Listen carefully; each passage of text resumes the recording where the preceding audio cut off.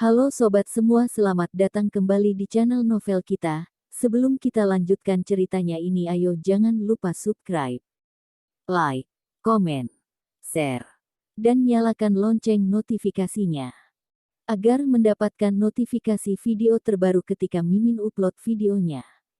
Istri yang dimanja, Eps 148. Kalau begitu, tidur di kamar terpisah saja. Amanda Mu dan Charles mau membeli banyak sekali barang di supermarket. Setengah di antaranya adalah cemilan milik Charles Mu. Kalau menurut kata-katanya, liburan musim panas akan segera tiba dan harus dinikmati baik-baik.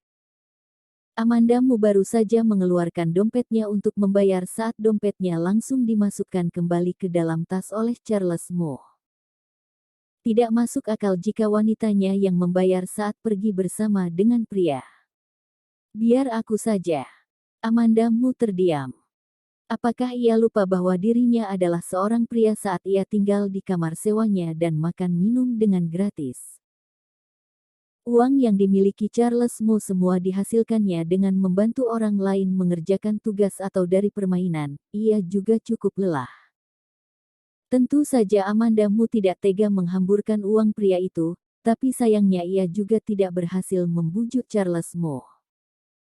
Tuan muda yang berada dalam masa remajanya ini terlihat kurus sampai seperti seekor kera, namun tenaganya sangat besar.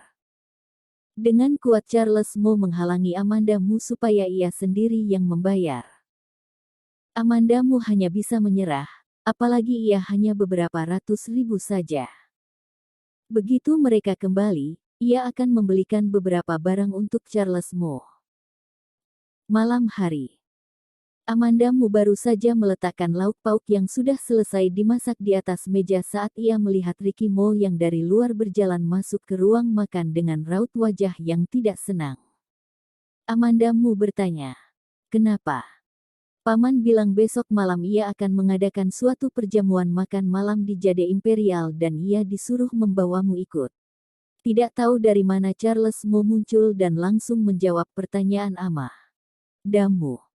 Amanda Mu menatap Charles Mu setengah percaya, lalu bertanya pada Ricky Mo. "Perjamuan makan apa?" Ricky Mo tidak bicara, ia duduk di depan meja makan.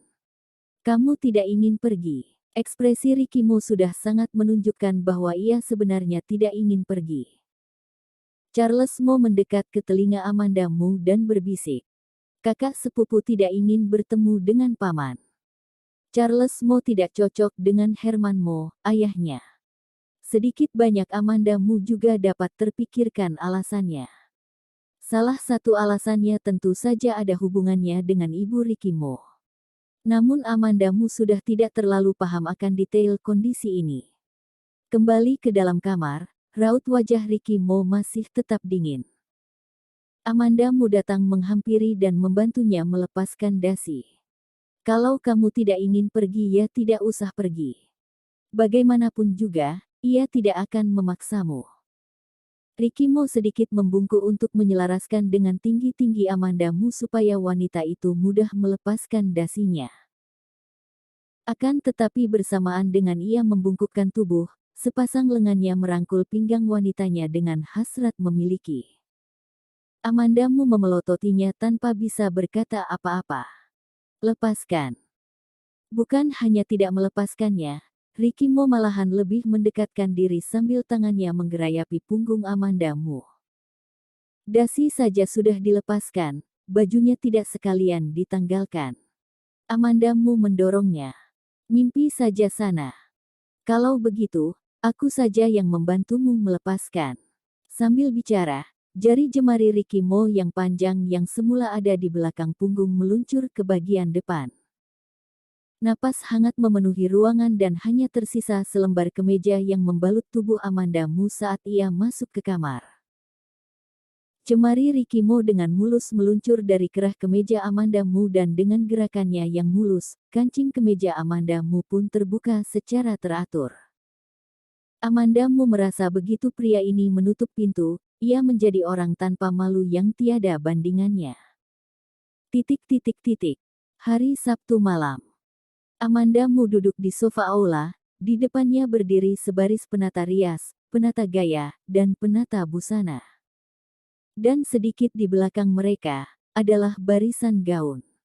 Siapa yang menyuruh kalian mengantarkannya? Tuan Mo yang menyuruhnya.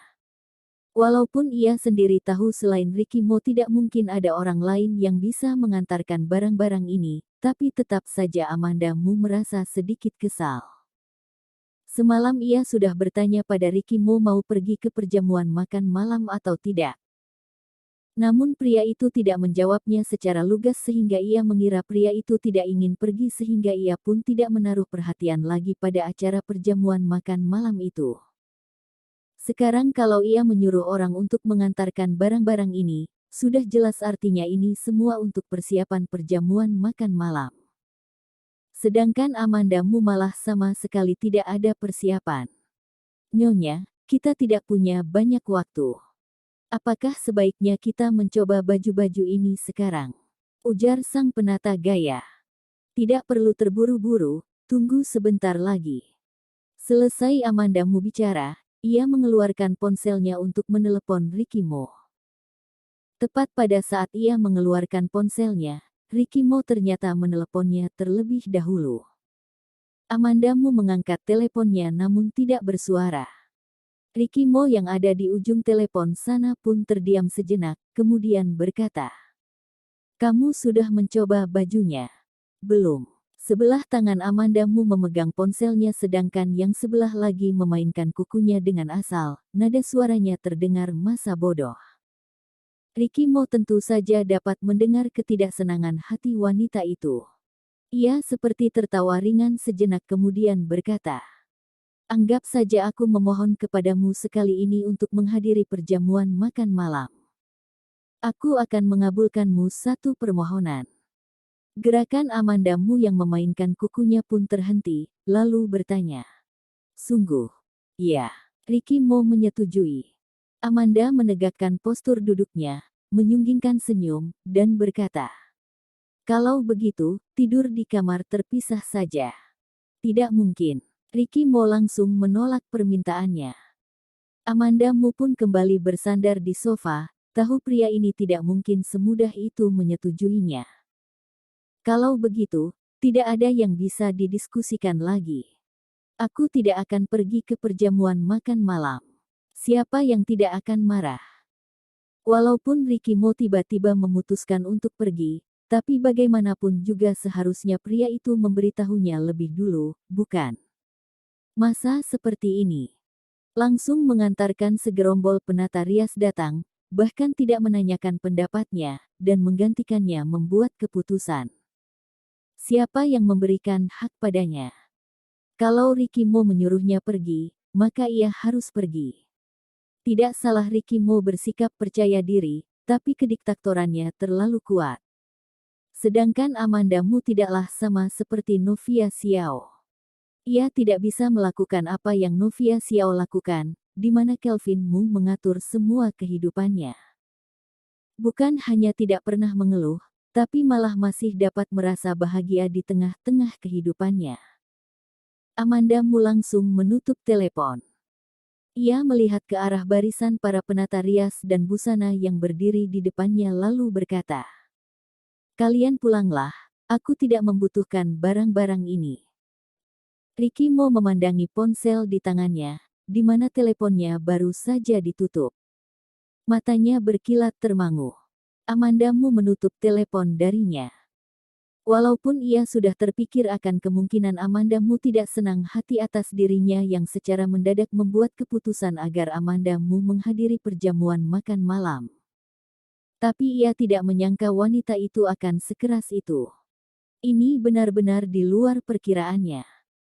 Perjamuan makan malam akan dimulai pukul 8 malam, dan sekarang baru pukul 6 sore. Masih ada waktu sekitar 2 jam sebelum dimulai. Waktu yang tersisa tidaklah banyak. Ricky Mo mengambil jaketnya, bangkit berdiri, dan berjalan keluar. James Gu datang dengan memeluk setumpuk dokumen, dan segera menahan Ricky Mo begitu melihat bahwa pria itu akan pergi. "Kamu mau pergi kemana? Semua ini belum selesai dikerjakan." Siapa yang ingin lembur di hari Sabtu? Kalau saja bukan karena ini adalah pekerjaan darurat dan sedang sibuk-sibuknya, ia juga tidak mungkin datang. Tidak banyak yang tersisa, kamu saja yang selesaikan. Ricky Mo menepuk-nepuk pundak James Gu dan dengan nada suara serius berkata, "Kalau gerakanmu sedikit lebih cepat, sebelum jam 12 pasti bisa pulang." James Gu termangu. Kenapa nada suara Ricky Mo terdengar seperti pulang sebelum jam 12 malam saat lembur di hari Sabtu itu termasuk pulang cepat? James Gu akan segera menangis. Aish, sebenarnya ini perusahaan siapa? Ricky Mo sudah berjalan ke pintu, namun ia menoleh dengan lembut dan berkata, "Punyamu." James Gu marah sampai lidahnya terasa keluh, tapi ia juga tidak membuang berkas yang ada di tangannya ke tanah. Ia menjatuhkannya ke atas meja kantornya lalu menunjuk Ricky Mo dan berkata, "Aku yang sudah hidup setua ini tidak pernah bertemu orang tidak tahu malu melebihimu. Kamu terlalu berlebihan." James Gu menggerak-gerakkan mulutnya, mengeluarkan ponselnya untuk membuka browser, dan mengetik di bar pencarian. Bagaimana cara membuat seorang pria dengan ketekunan dan IQ tinggi juga berperilaku hati-hati berlutut dan memanggil ayah? Bersambung.